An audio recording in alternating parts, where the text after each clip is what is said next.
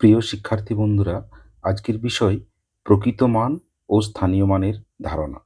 আজ আমরা কিছু কার্ড এখানে আঁকা রয়েছে এবং তার সাহায্যে আমরা সংখ্যা তৈরি করব, তাকে স্থানীয় মানে বিস্তার করব। সবচেয়ে বড় কথা, স্থানীয় মান বলতে কি বোঝায় আর প্রকৃত মান বলতে কি বোঝায়, এটা অনেকেই গুলিয়ে ফেলে। আজকের এই ছোট ভিডিওতে আমরা সেই ধারণাগুলো দূর করার চেষ্টা করব।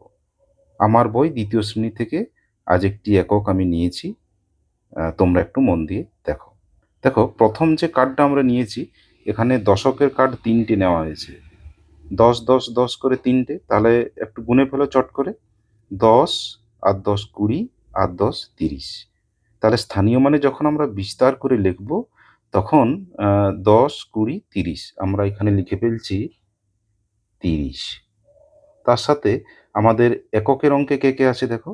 দুটো এককের কার্ড আছে, ১ এবং ১। তাহলে এইটা মিলিয়ে আমাদের কত হয়? ২। তাহলে এটা যোগ করতে তোমরা সহজেই পারবে। ৩০ যুক্ত ২ তা হয় ৩ দোষ ২ ৩২। এবার এটা আমরা কথায় লিখে ফেলি, এটা তোমাদের জানা, কোনো অসুবিধা হওয়ার কথা নয়। ৩২ কত লিখা হলো? ৩২ একদম। এবারে দেখো, আমরা স্থানীয় মান এবং প্রকৃত মান, যে জন্য আজকের এই ভিডিওটা করা।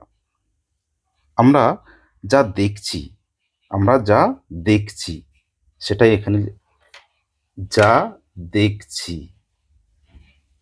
যা দেখছি সেটাই হচ্ছে প্রকৃত মান।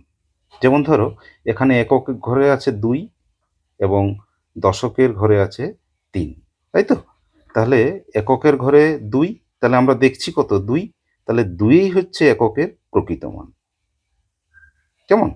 যা দেখছি তা হচ্ছে প্রকৃত মান, এবং যা বোঝাচ্ছে যা বোঝাচ্ছে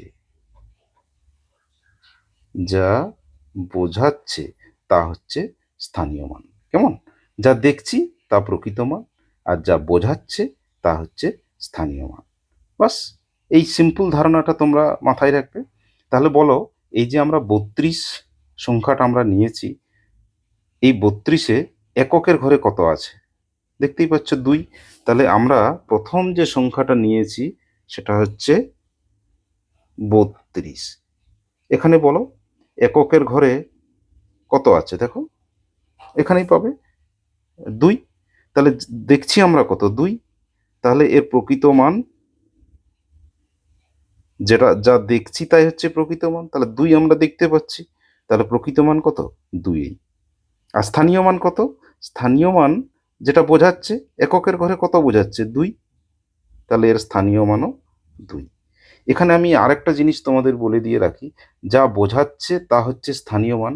এর সাথে বোঝার সুবিধার জন্য আরেকটা কথা তোমরা বলতে পারো, তার অবস্থান দেখে।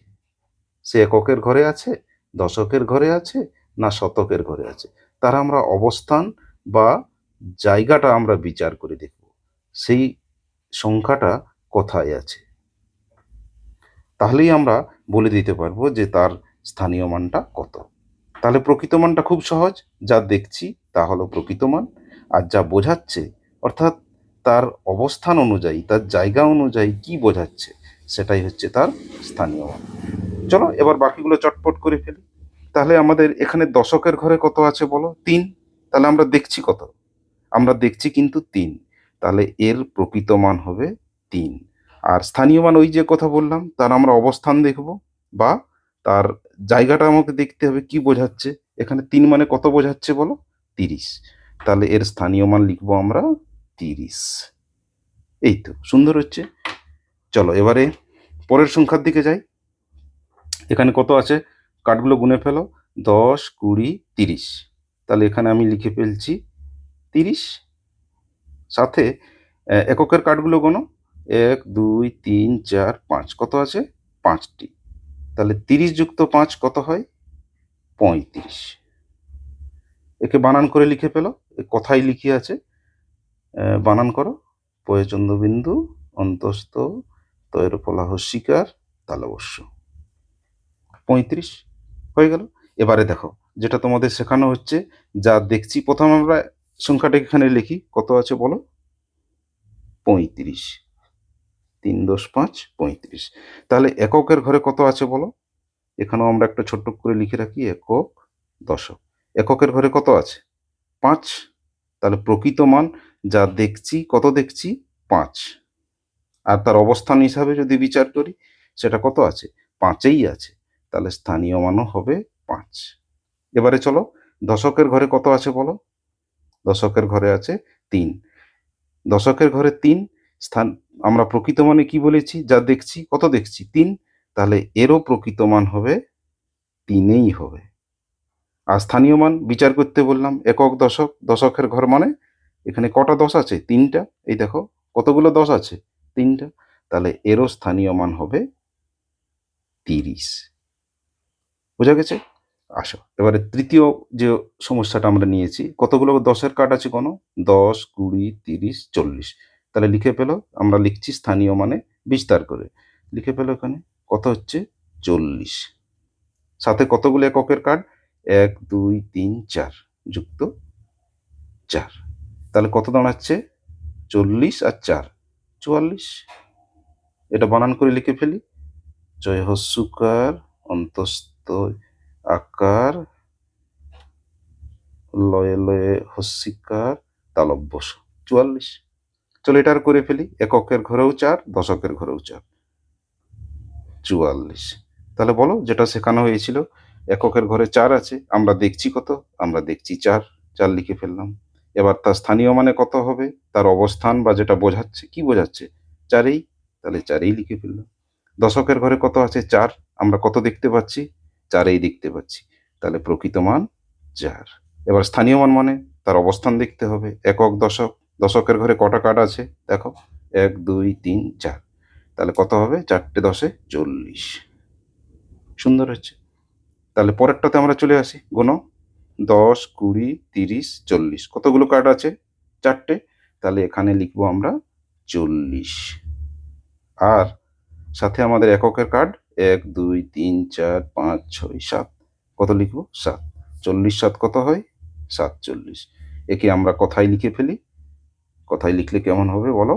দন্তস্ব একার 7 40 চ লয় লয় হস্যিকার তালব্যস 47।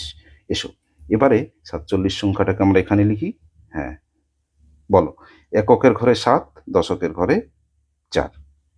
তাহলে আমরা এককের ঘরে কত দেখছি বলো? প্রকৃত মান মানে 7 দেখছি, 7 লিখলাম। এবার এককের ঘরে 7 মানে কত? 7 মানে 7টিই। তাহলে এখানে হচ্ছে 7। দশকের ঘরে কে আছে? 4। তাহলে আমরা দেখছি কত এখানে? 4 দেখছি। তাহলে প্রকৃত মানও হবে 4। আর যখন আমরা তার অবস্থান বা তার কি বোঝাচ্ছে সেটা যখন বিচার করব, দেখো 10, 20, 30, 40। কত লিখবো এখানে? 40 লিখবো। তাহলে প্রকৃত মান মানে, আবার মনে রাখো, প্রকৃত মান মানে যা দেখছি সেটাই, আর স্থানীয় মান মানে যা বোঝাচ্ছে, অর্থাৎ তার অবস্থান বা জায়গা বিচার করে যা বোঝাচ্ছে সেটাই হচ্ছে স্থানীয় মান। তাহলে এটা আর তোমাদের ভুল হওয়ার কথা নয়। এইভাবে তোমরা এই অঙ্কগুলো অভ্যাস করবে।